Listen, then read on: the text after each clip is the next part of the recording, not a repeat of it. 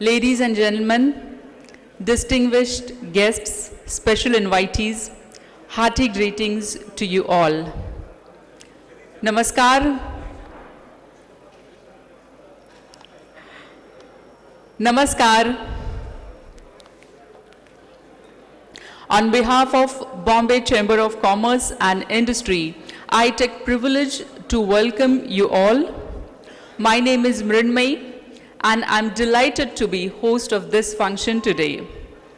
A two-day AGRICORP conference will be filled with innovation, insights, and opportunities in the field of agriculture. Today, we celebrate the hard work and dedication of our farmers. 14th AGRICORP conference, Farm to Shelf, Enhancing Market Linkage. नमस्कार, a very good morning. यहाँ पर उपस्थित सभी जनों का मैं मृण्मयी तहे दिल से इस्तकबाल करती हूँ, सभी का हार्दिक स्वागत करती हूँ। Now, let's take a quick look at what's in store for you all today. We will be having a series of informative sessions, including panel discussions, speeches by industry experts. In 2 days, we'll be having total 7 panel discussions. 2 दिन में 7 panel discussions यहाँ पर आयोजित किए गए हैं। सभी के लिए ये बड़े ही लाभदायी होंगे। पूरे देश से यहाँ पर कृषि व्यवसाय से जुड़े हुए लोग आए हैं। ये सिर्फ इकट्ठा होना नहीं है, ये आदान प्रदान रहेगा विचारों का, नई कल्पनाओं का, और आगाज रहेगा नया कदमों का। कुछ ही देर में हम कार्यक्रम का शुभारंभ करेंगे। तब तक सभी से निवेदन करती हूँ, कृपया अपना स्थान ग्रहण करें। कुछ ही देर में कार्यक्रम शुरू होगा। Thank you. है आज के कार्यक्रम के प्रमुख अतिथि ऑनरेबल श्री दशरथ तांभाले जी, इनका आगमन हो गया है। जोरदार तालियों की गूंज के साथ हम सभी अतिथिगणों का स्वागत करेंगे। Honourable Shri Dashrath Tambhale ji, director agriculture, ATMA, Commissionerate of Agriculture, come head PIU Agriculture Smart Project.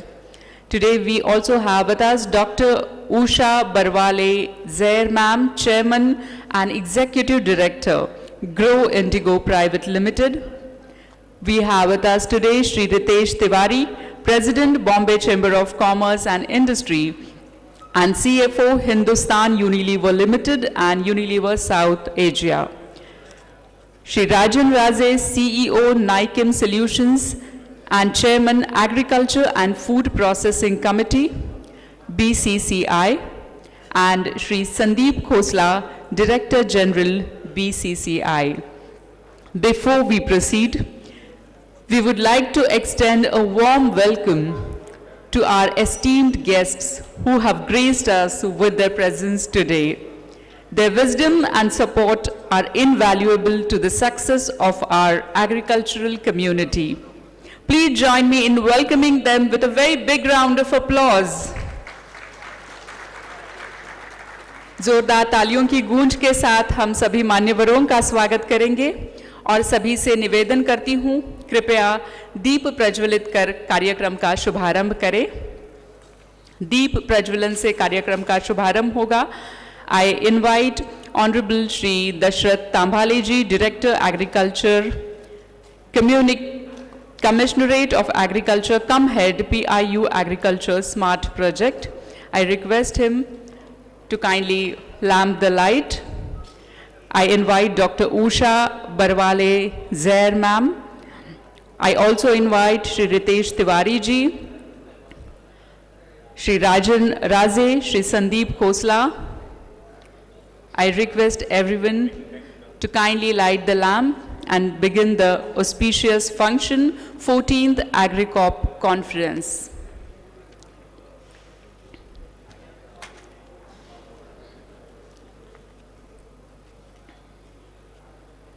The Bombay Chamber of Commerce and Industry is India's premier chamber of commerce and industry, established in 1836.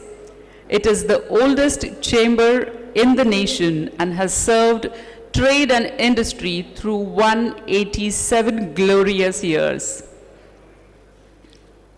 दीप प्रज्वलन से कार्यक्रम की शुरुआत हो रही है।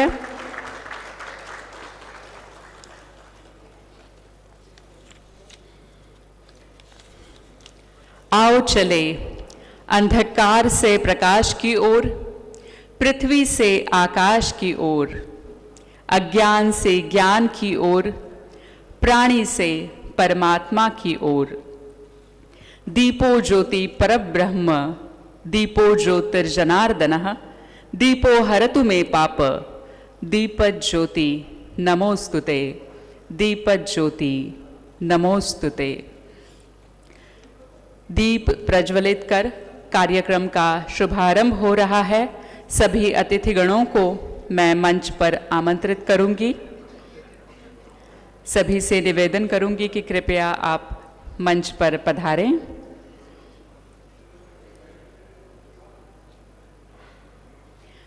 भारतीय उज्ज्वल परंपरा अनुसार किसी भी शुभ कार्य की शुरुआत हम दीप प्रज्वलन से करते हैं। शुक्रिया। सभी मान्यवरों को मैं इस सुनहरी यादगार एक फोटो के बाद मैं मंच पर आमंत्रित करूंगी सभी मान्यवरों को।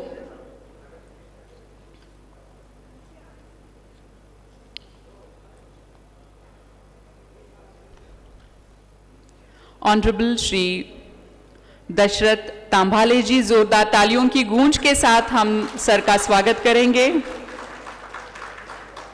Shri Ritesh Tiwari ji, president Bombay chamber of commerce and industry and CFO Hindustan Unilever limited and Unilever South Asia, तालियों की गूंज के साथ हम सर का स्वागत करेंगे।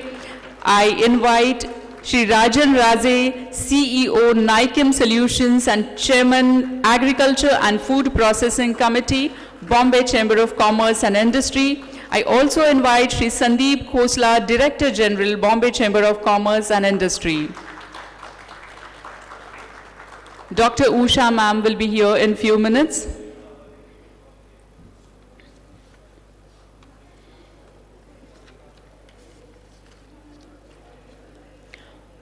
Fourteenth AGRICORP Conference 2023. Agriculture is not just a profession, it is a way of life for many. It feeds our families, sustains our communities, and provides food for the world. हम सिर्फ अपना घर ही नहीं पूरा देश चलाते हैं। हम सिर्फ अपना घर ही नहीं पूरा देश चलाते हैं। हम किसान हैं साहब, हम मिट्टी का कर्ज चुकाते हैं, हम मिट्टी का कर्ज चुकाते हैं। अन्नदाता सुखी भव हम कहते हैं। जैसे अनाज के बिना समाज भूखा है, वैसे ही किसान के बिना देश अधूरा है। और इसी किसान ने उगाए हुए अनाज का अच्छा मार्केटिंग हो, इस हेतु इस 2 दिन के कॉन्फ्रेंस का आयोजन किया गया है। 14th AGRICORP conference, Farm to Shelf, Enhancing Market Linkages.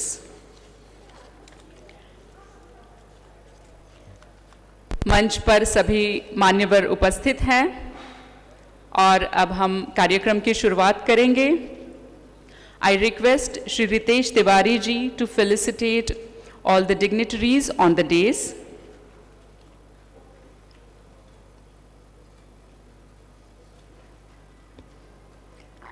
Felicitation will be done with flowers and memento.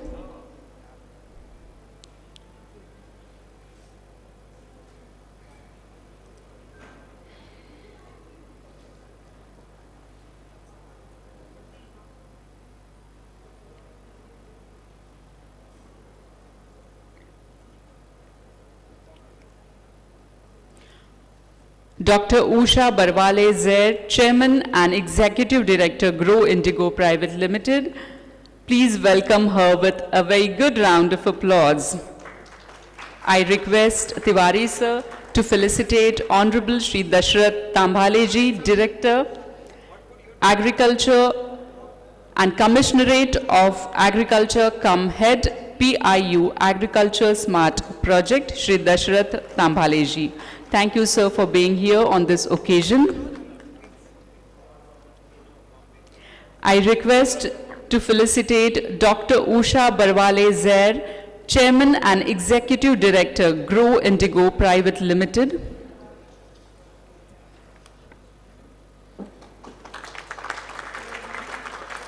Thank you, ma'am, for being here.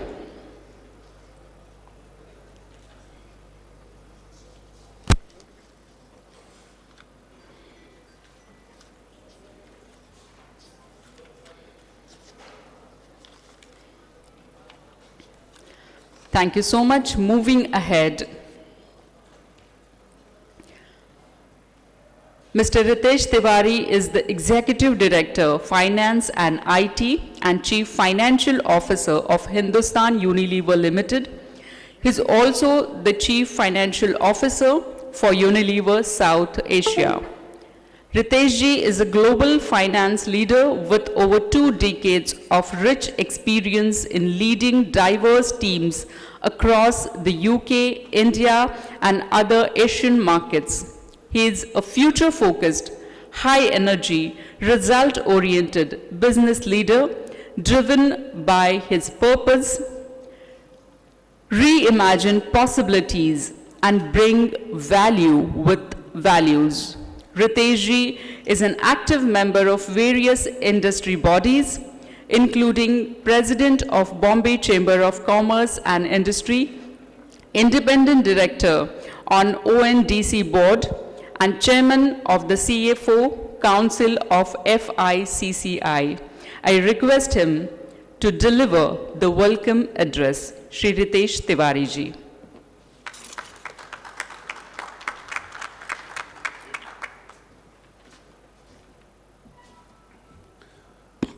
Good morning, everyone. Mishikusa Zair, Chairperson and Executive Director, Grow Indigo Private Limited.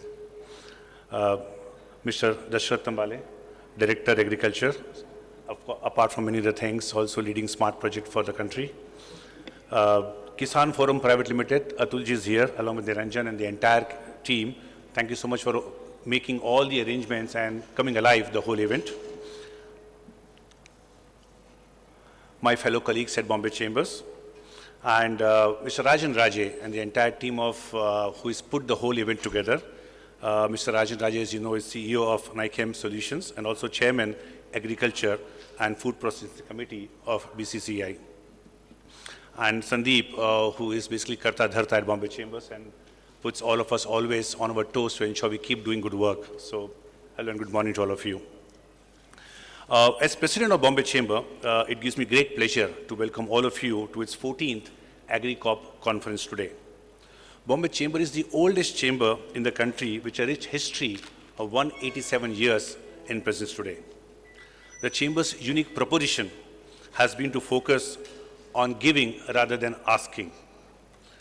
With over a decade of agriculture conference, Bombay Chamber has always led the agenda on agriculture, facilitating conversations between different stakeholders on market integration, farmer aggregation, startup collaboration, policy making, sustainability, financing, and digitalization.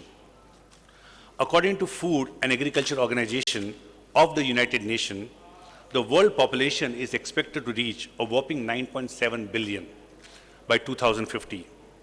To feed that many people, record quantities of food will need to be produced. As per multiple food security estimates and quantitative scenario studies, the total global food demand is expected to go up anywhere between 35% to 56% between the decade of 2010 and 2050. That's a very, very large number. That amount of food will have to be generated, more compared to what was done today. In this global context, India has a big role to play. As per a Ministry of Commerce press release, India's contribution to world food export has increased from 3.4% in 2010 to 7.8% last year. India is world's largest producer of wheat, rice, pulses, and sugar. It is also a major producer of fruits, vegetable, and milk. This makes India an important source of food for the world, especially in times of food shortages. A McKinsey report estimates that India has potential to double its agriculture export from 50 billion today to 100 billion by end of this century, end of this decade in 2030. Indian agriculture contributes, all of us know, roughly 18% to GDP and 46% to the employment. It's a very complex end-to-end stream. While the Green Revolution, followed by the White Revolution, helped us achieve the status of food sufficiency, we now need to start talking income revolution. Looking at the end-to-end value chain, the scenario and the sector is absolutely ripe for disruption, benefiting everybody in the value chain. Backed by regulatory support, there are three key drivers of disruption the way I see. First is the disruption of the business model end-to-end completely. We know today, like any other industry, there's a loss in value between the price paid by the end consumer and the net realization that a farmer gets. It is not unusual for the price to end consumer being 2.5 times what a farmer realizes. And this is absolutely more important for perishable commodities. Transportation and storage wastages can contribute as much as 40% of this difference. Given the significant value creation opportunity, it is only a matter of time that efficient storage and transportation are co-created to reduce food wastages, benefiting all participants in the value chain. Further, over time, domestic and export market linkages are expected to become more concentrated. The huge spurt in FPOs, with 65% of all FPOs registering in the last 3 years, is indicative of further consolidation-led disruption. Many new age startups looking to consolidate the market are also trying to disrupt this space. Digitization is the second driver of disruption. Digitalization has already impacted agriculture in India by a great deal. New initiatives like ONDC platform have emerged as an avenue for direct access to input, services, and buyer. And in my view, ONDC in times to come will end up playing a much larger role in this ecosystem. Further, the use of geotagging and satellite infrastructure to settle crop insurance claim better and faster, the use of digitized data in policy making, the use of electronic trading platforms are all examples of digitalization that has already landed. Unlocking farmer financing on the back of digitized transaction data is a use case which is yet to exploit its full potential, with many farmers relying today on informal means of support credit. With digitalization evolving rapidly every day, I'm excited by the emerging use cases of Internet of Things and artificial intelligence. Moving on, innovations stemming from sustainability and productivity needs are the third likely driver of the disruption. The current year has seen climate change intensify, with unpredictable weather patterns and increasing occurrence of extreme weather events, reiterating that sustainability and climate change will be a key driver for future innovations.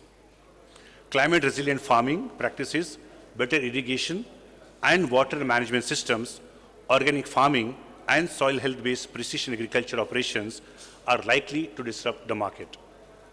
Innovations driving productivity increases, like driving increased farm output per hectare of land through biotechnology, hydroponics, etc., has the potential to transform the agriculture landscape. Increased yield means the farmer can deploy their land effectively on more cash crops. Now, coming to the agenda of the next 2 days, it has been tailor-made, keeping in mind all of these priorities. The theme, Farm to Shelf Enhancing Market Linkages, looks to enable conversations and discussions around these very topics and all key stakeholders across the value chain. The Agriculture and Food Processing Committee of BCCI, led by Mr. Rajan Raje, has done an excellent job in crafting this conference. I'm very thankful to the committee members for their support and contribution. Through the year, the committee has been proactively working on engaging with FPOs farmers, agri-tech companies, startups, regulators, and government bodies, maximizing participation and therefore effectiveness of the next 2 days. I look forward to 2 days of truly enriching conversations. And now without further ado, let me hand it back to the host to take the proceedings forward. Thank you.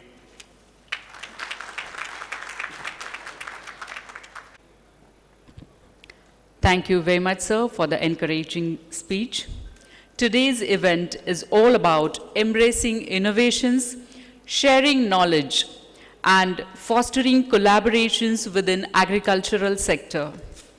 Today we have with us Dr. Usha Barwale-Zair. She is Chairman and Executive Director of Grow Indigo Private Limited. Grow Indigo is focused on promoting sustainable agriculture, including carbon farming, for smallholders farmers in a first-of-its-kind initiative in India. Dr. Zair is also the Chief Technology Officer and a Director on board of Mahiko Private Limited, India's pioneering hybrid seed company. She has focused on agricultural productivity, improvement, and enhancing farmers' income much of her professional career. With the climate emergency that we find ourselves in now, the work that Grow Indigo is doing addresses the need for sustainability and resilience while increasing farmers' income. I invite Dr. Zair for the keynote address of this inaugural function. Dr. Usha Barwale-Zair. Good morning, everyone. First and foremost, apologies for being late. Flight got delayed, then the Bombay traffic didn't cooperate. So my sincere apologies for that. I want to take a moment to thank Mr. Khosla and the Bombay Chamber of Commerce and Industries for inviting me here today to share with you some of the new innovative things that we are doing in agriculture. It's great to see some old friends here in the audience as well. This is the first time I think I've come to Bombay Chambers of Commerce, so it's a great honor to be here today. I have a few slides which I thought I'll start with, farm to shelf, improving market linkages. Today I'm going to talk about market linkages of a different kind from not just saying that this is the produce, now how do I get it to market and get the best price, but think about new innovations which have come in agriculture. And as ma'am mentioned, sustainability is at the core of everything that we do and how we create new opportunities for the farmers from a livelihood perspective. The just concluded G20, which I know everyone would have seen, and the tremendous show that India put up and the success of it. I think the slogan of G20 really speaks to the farmers. One earth, one family, one future. And the role that the farmers can play in this journey. We always, traditionally, we saw agriculture as the food security element of our journey. But really, if we think about agriculture today, it has equal importance in playing a role in our climate challenges that we face, in our environmental security and nutritional security. So I'll take a few moments to talk about these. Many of you would be also familiar with the various conversations which have been going on at the country level and globally, of course. Climate is something that we've been talking about for 20 plus years. At least that is how long I remember the first conversations around climate readiness started. And now today we all talk about the climate emergency that we are in. Because I live near Aurangabad, and for the month of August we had no rainfall in the monsoon. I mean, this is unheard of. This is when we have the most rain. So when we think about agriculture and what is it that agriculture does to help us mitigate our climate challenges is something that I will speak a little bit about. During the G20, the Prime Minister also announced the alliance around biofuels. Again, the smallholder farmers have a role to play. and what it is that they can do. Lifestyle for Environment is an initiative that Prime Minister launched, headed by the Ministry of Environment, Forest and Climate Change. And this is an initiative, again, which talks about what is it that we do overall, but then again, agriculture has an important play. And most recently, the government launched a program around green credits. Green credits are credits beyond carbon credits. So carbon credit is what I will spend a lot of time today, but green credits are incentives, financial incentives, which the smallholder farmers can get for saving water, for saving energy, for using inputs which are more sustainable. When we think about Green Revolution was, of course, something which put us on a path to our food security that we have today. If we look at the stamp on the right, it shows the productivity gains that Green Revolution brought about. This was a commemorative stamp which Indira Gandhi, the then Prime Minister, had released, and shows the bar on the right, 1951 to 1968, and the huge, massive jump that we saw in productivity. So while we continue to keep our focus on productivity, but we need to do so now in a sustainable manner. We need to think about regenerative agricultural practices which still continue to give us the productivity that is required, but without damage to our environment. And this is what Grow Indigo is focused on. Grow Indigo is focused on bringing nature-based solutions for smallholder farmers. What all does it do? Improving sustainability in agriculture. While the productivity has gone up, if we look at our farmer incomes, the farmer incomes have actually not gone up proportionally. So this is something that we hope that we will be able to address.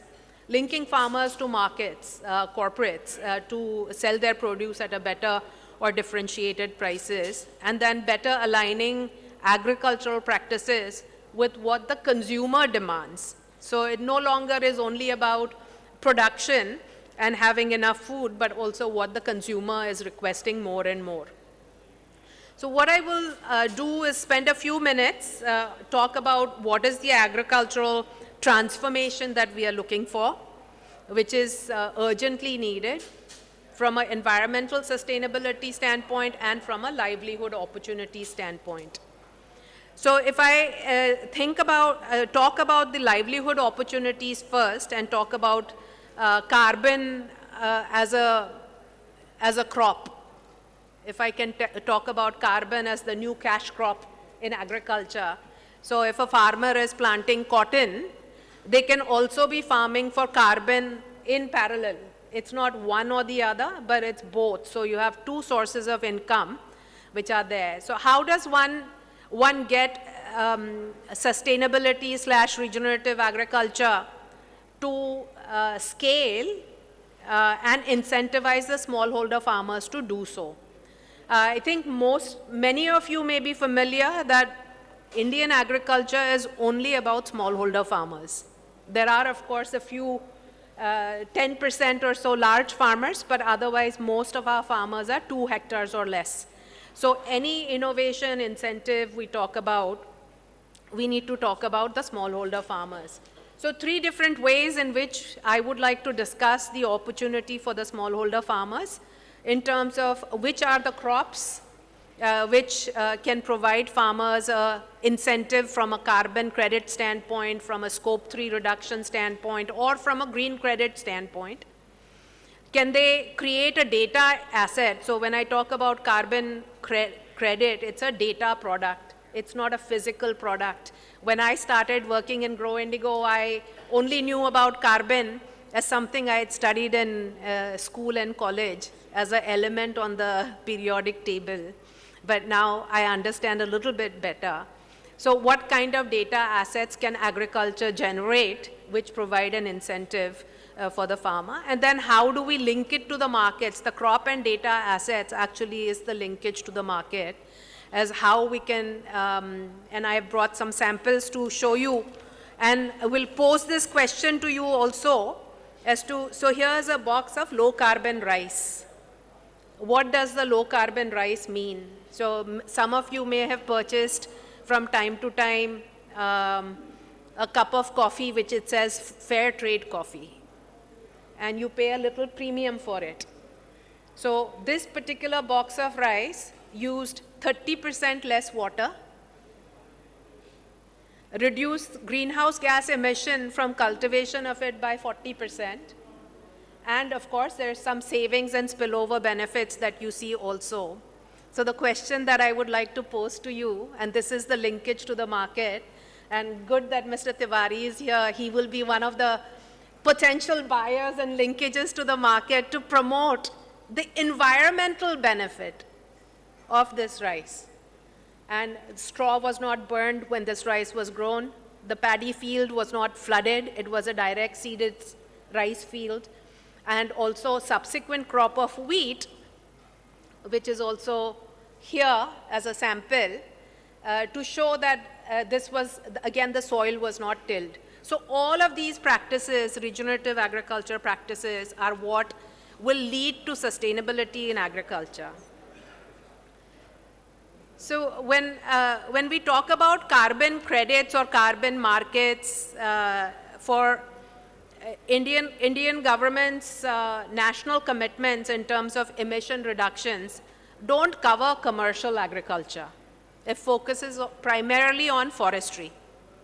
So when we talk about commercial agriculture, which the smallholder farmers are engaged in, they do not participate in the carbon market which is there today. So the voluntary carbon market not only has the advantage of bringing the income from the carbon credit, which you see at the bottom left, roughly 10% additional income which can flow, but also because of the practice changes which the farmers will undertake, they will have additional income opportunities. So overall increase in farmer income from diversification, from carbon credits, from better management of inputs could lead to a higher income by 36%. But the bigger advantage to me in some ways is also the spillover benefits that you see. So if you look at the rice growing season, and if you think about transplanted rice, I don't know how many of you have seen farmers planting rice seedlings in a flooded field. The women are bent over, and as a consequence of that, they have tremendous health issues which are documented. And if we go to a direct seeded system in case of rice, then you would address some of these health issues that the women in the rice growing areas have. But also the government subsidies in the water, electricity, and fertilizer would be a tremendous saving which will accrue to the government and then also to the farmer. So when we think about a carbon credit is 1 ton of carbon dioxide equivalent. So there are 3 gases which are emitted in agriculture. Nitrous oxide, which comes from the fertilizer use, methane in case of rice from the flooding of the fields, and then of course carbon dioxide from the use of fuel and so forth. So when we combine these 3, put it as carbon credit, 1 ton of these is equivalent to 1 carbon credit. So like I was saying before that I didn't know what carbon was other than the very basic. This is what a 1 ton of carbon looks like, shown here in the balloon. And if you compare it to the building in the back, then you get the magnitude of it in terms of this is how much of the carbon dioxide equivalent you've been able to save by following regenerative agriculture practices. So when we started the carbon program, it was very difficult to explain to anyone what carbon was. And so one of the things that we've started is a carbon kaksha. You can Google it on YouTube. You can see these videos. They are 2 minutes videos which go out to the farmers. Farmers are able to then understand small bits and pieces of what carbon is and how they can participate. I already discussed about the low carbon rice and low carbon wheat. Now the question is why? why would anybody be interested? So if we look at the consumers, all of us sitting here, we are very conscious of what we eat because it impacts our health, but then also the awareness about the impact on the environment and the climate changes that we are seeing is very much top of mind issue for all of us. And so consumers are demanding that we have better products and outcomes that we can participate in. Food companies have declared their emission control targets, and Nestle, for instance, said that they will be carbon neutral by 2030. Microsoft said that they will be carbon neutral from the day they started by a certain date, and so on and so forth. So everyone is looking for how we reduce our carbon footprint. Regulators actually have also come in, and so while so far it is a voluntary thing, but it will not be for very long. Even SEBI, if we look at it, has now said that they have to mandate business responsibility and sustainability reports for ESG disclosures. So it's going to be the way we do business. This is not a CSR activity. It is the way we conduct our business, which needs to be sustainable and regenerative. And just to illustrate further, again, on the low carbon rice, so straw was not burned, environmental impact, pollution reduction, and then, of course, the benefits that you see on the right. Similarly, you have the impacts from the low carbon wheat, so higher sequestration in the soil and improve soil health in general. The second piece that I want to just focus on for a couple of minutes before I close is around alternative inputs. Alternative inputs, so biological treatments which are a replacement or alternatives to chemical or synthetic inputs which go into agriculture have become much more scientific. Again, when I think back 15 years ago, biologicals meant you had some concoction of nitrogen-fixing bacteria, but the quality was not there, the product offering was not there, and this was really the need of the hour. And so what the new biological products which are in the market, and let me just go to that, offer a full range of alternatives to chemicals which can go into agriculture. These are not necessarily replacements. They can be supplements, they can be partial replacements, and without compromising on productivity. Because you can't put the burden on the farmer saying that you use this product because it's good for the environment, but you'll lose 10% of your productivity. So I think this is a very important element. So when we look at the offerings now, which not only Grow Indigo, but other companies also offer, span the entire cropping cycle. So the farmer has a choice of alternative inputs which can go into agriculture. So my last slide, many times we talk about agriculture being a problem, is a polluter, does this, water use, etc. So I think what I want to leave behind with you today is that the smallholder farmers actually are a solution. They are the only solution which is immediate, which is scalable, and it is cost effective. So how do you do it? Regenerative agricultural practices which bring value to the smallholder farmer, incentivizes them financially, and these opportunities and the programs which the government has announced also, I want to make sure that the smallholder farmers are not left out from that opportunity. So I'll stop there, and I once again thank all of you and Bombay Chamber of Commerce and Industries for the kind invitation to be here, and once again apologies for being late. Thank you very much.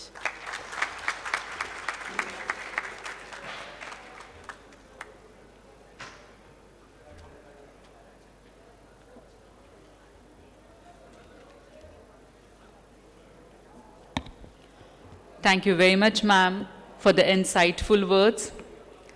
Today we have with us Shri Dashrath Tambhale ji. Sir has served in various positions in Government of Maharashtra in Agriculture Department.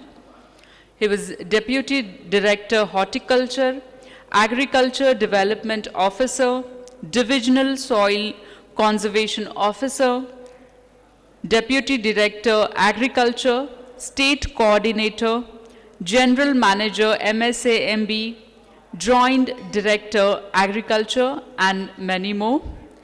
Currently, he is working as Director Agriculture, ATMA, Commissionerate of Agriculture, Head, PIU Agriculture Smart Project. This SMART project is State of Maharashtra's agribusiness and rural transformation. He is recipient of various awards from Government of Maharashtra and central government. Just to name one, he is recipient of Prime Minister's Award for Excellence in Public Administration, Government of India. We are pleased to have you, sir, on this inaugural function. I request you to address the gathering. Good morning, all. Respected dignitaries on the dais and delegates.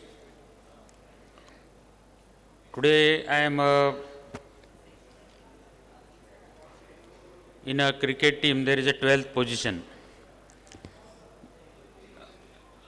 This event was supposed to be inaugurated by Honorable Minister Agriculture, and he could not make it out because of some difficulties he has, and I have been told to be as a 12th batsman to be a third batsman. So thank you for this promotion, BCCI and Kisan. So all through the speeches we heard about are regarding the sustainability in agriculture. The today's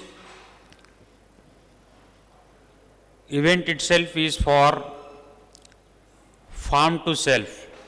Many a times we talk about farm to fork, but this is at least we discuss about farm to self. So, among the people who are in front of me, our Guru Dr. Goel sir is also here. So, whatever I would speak, he will excuse me because everything I learned from him only. So, presently I am working as a Director Agriculture Atma. So, the concept of agriculture extension evolved from increasing the productivity itself. Initially, all of us know how we were fed and how we over a period of time became self-sufficient in food grains. But later, once we became self-sufficient in food, there are residual effects which are more dangerous, and we are tackling those issues since last 20 years. After self-sufficiency, we could not keep up with the pace of growth in agriculture. And because of that,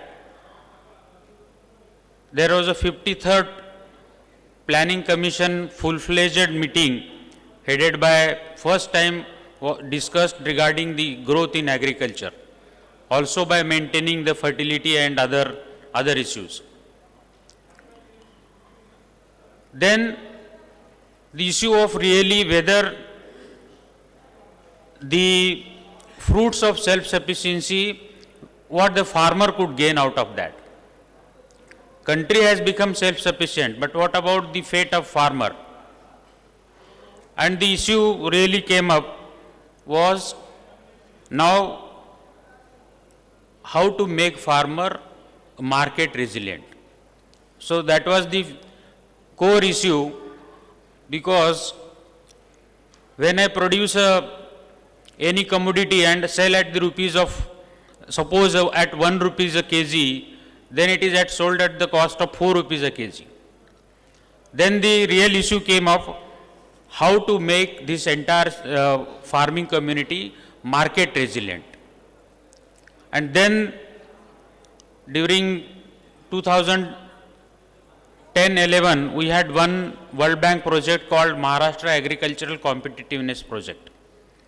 The whole issue was that the entire farming community, 80% of them are small and marginal landholders. And if they want to reach out to the intended market with such a small scale, they won't be able to reach the market. So there was an idea to form the farmer groups and federate them into farmer producer companies.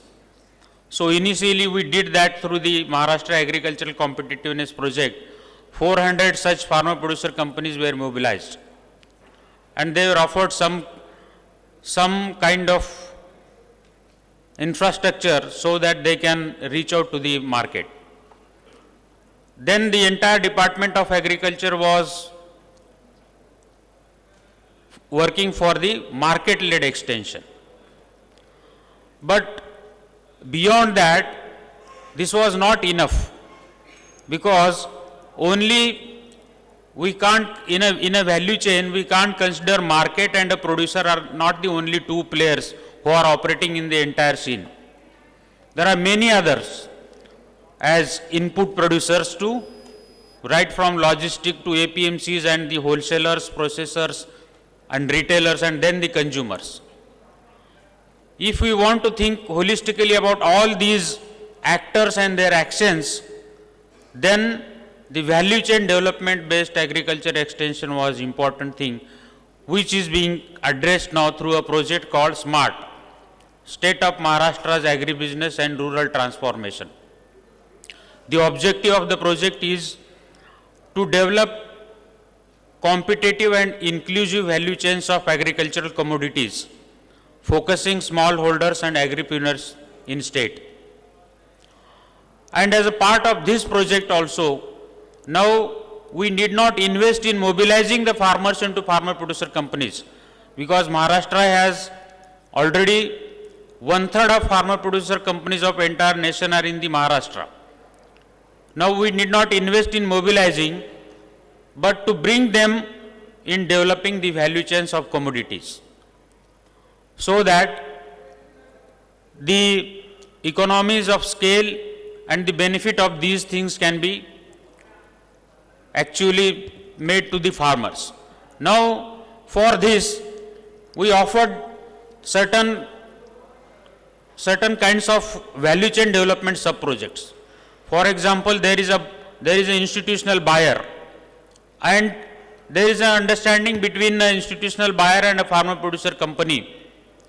And to develop such value chain, certain facilities, certain infrastructure is needed by these farmer producer companies.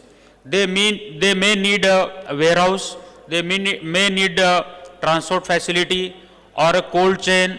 So all such infrastructures are being subsidized through this project, and up to 60% viability gap fund is offered to these farmer producer companies.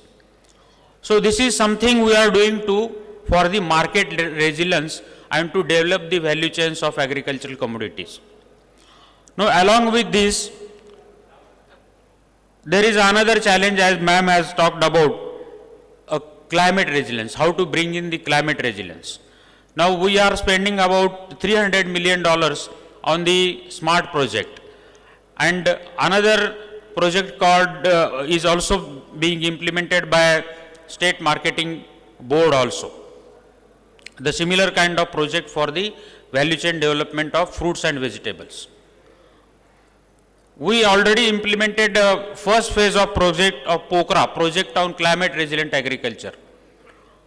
We spent about 4,000 crores on this project.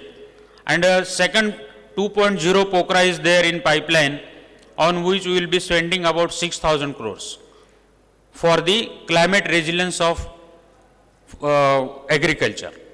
For this also, the villages which are most vulnerable to climate change are being selected through certain criteria, and in a saturation mode, means the entire watershed will be developed. All the climate resilient technologies, those are required by the farmers, will be offered to those villages, selected villages, and in this way we are targeting both issues. One is the market resilience and another is the climate resilience. So these are the things about what we are doing in this field. Now this kind of event is very important for Department of Agriculture and very supportive to these projects also, because we invited about 100 farmer producer companies, those who are investing in the value chain development sub-project of commodities. They are showcasing what kind of product they can supply to the industries, to processing industries, to retail chains, etc. And they are also, I won't say the beneficiaries, but we offered them a viability gap fund to issue this issue by means of subsidy up to 60%. It's a VGF up to 60%, and to make their small project viable. So all such 100 farmer producer companies are participating in this event, and there would be a kind of buyer-seller meet. The industries who are actually end-user industries who require the agricultural products, they would discuss with these farmer producer companies and formally would sign the kind of MOU regarding the quantities and qualities they would require for their industries, and they need to procure from these farmer producer companies. From that point of time, this is the most important event for Agriculture Department and the initiatives taken by the Department of Agriculture, Government of Maharashtra. So for this, I lastly thank BCCI and the Kisan for inviting Department of Agriculture in this event, and to make this event very fruitful for these farmer producer companies. Thank you very much.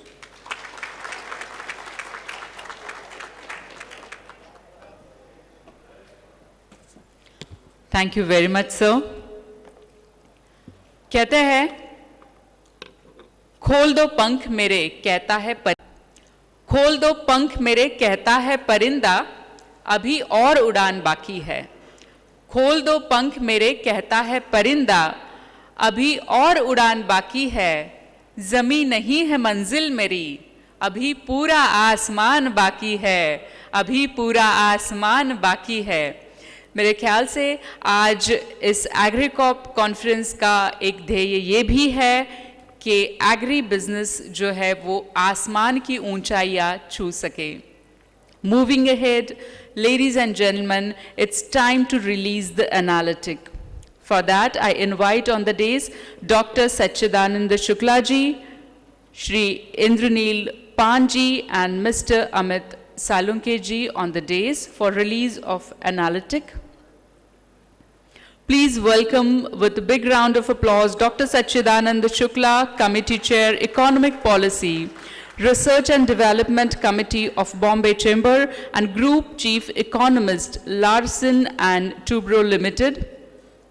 Dr. Sachidananda Shukla ji, can we have you here? He's here. Okay. Mr. Indraneel Pan, Committee Co-Chair, EPR&D, and Chief Economist, Yes Bank. Mr. Indraneel Pan. I invite Mr. Amit Salunke, Business Head, Satshore, to join us on stage to release the analytic. Mr. Amit Salunke. And I request all the dignitaries on the dais to release the analytic brought to you by the EP-R&D Committee of Bombay Chamber and SATSHOR. The analytic is an analysis of the current economic and market conditions by various experts and industry thought leaders. The first edition we are launching today, titled Financial Rural Bharat, covers multiple areas including agriculture, climate change and its impact, rural credit, labor force, and rural FMCG. The analytic is getting released by all the dignitaries on the dais. We need really a good round of applause from you all. Thank you very much.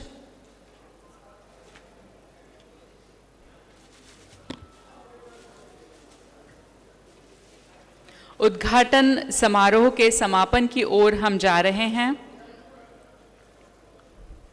And it's the time for vote of thanks. We have with us today Shri Rajan Raze, he's a chemistry and management professional with rich industrial experience of 44 years. He became an entrepreneur in 1995 by establishing a partnership firm, Advanced Agrotech, to work on post-harvest fresh produce preservation solutions. He grew the product portfolio with unique chemical solutions. Advanced Agrotech was renamed to Nichem Solutions in 2014 and was led by him along with his partners, Professor V.C. Malche and Aniket Malche. Nichem stands for Niche Chemicals. Apart from heading Nichem, he is on board of directors of Bombay Chamber of Commerce and Industry. I request him to propose a vote of thanks of this inaugural function. Shri Rajan Raze.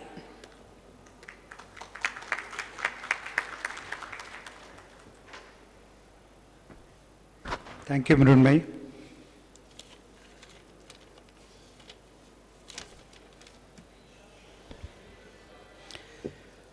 I am indeed honored to perform the pleasant task of proposing vote of thanks at 14th AGRICORP Conference 2023, Farm to Shelf, Enhancing Market Linkages. On behalf of Bombay Chamber of Commerce and myself, I extend sincere thanks to Sri Dashrath Tambale, Agriculture Commissioner, Smart Project, for having made it convenient to grace this occasion today. As he said, though he is a replacement batsman, I think he did a wonderful job in making us aware, especially the farm community, aware about the initiatives what the government of Maharashtra is doing in taking the farm activity forward and making it modern. Thank you, sir, for the insightful address to our participants and the words of encouragement to the chamber. I would also like to thank our keynote speaker, Dr. Usha Barwale Zaher, Executive Director, Grow Indigo Private Limited, for sharing her valuable inputs at the conference. I think she truly made all of us aware about what agriculture should be in the future, and apart from actual farming, what are the other benefits what the farmers should be looking at. I would also thank our President, Mr. Ritesh Tiwari, for taking time from his busy schedule and addressing the audience in the conference. I would like to thank Kisan Forum and his entire team for the fruitful association for making this entire event magnanimous and larger day by day. And finally, this conference would not have been accomplished without the strong support of our sponsors, State Bank of India, Rallis India Limited, Celsius Logistics Solutions Private Limited, BSF, Godrej Agrovet Limited, Nichem Solutions, NABARD. And our media partners who are covering this event, ABP Mazha. I would like to thank the audience for taking out time from the busy schedule and participating in this important event. And obviously the FPOs who have come here in great number to take advantage of this entire event. I now hand over Ms. Mrunmayee to take these proceedings further. Thank you very much again.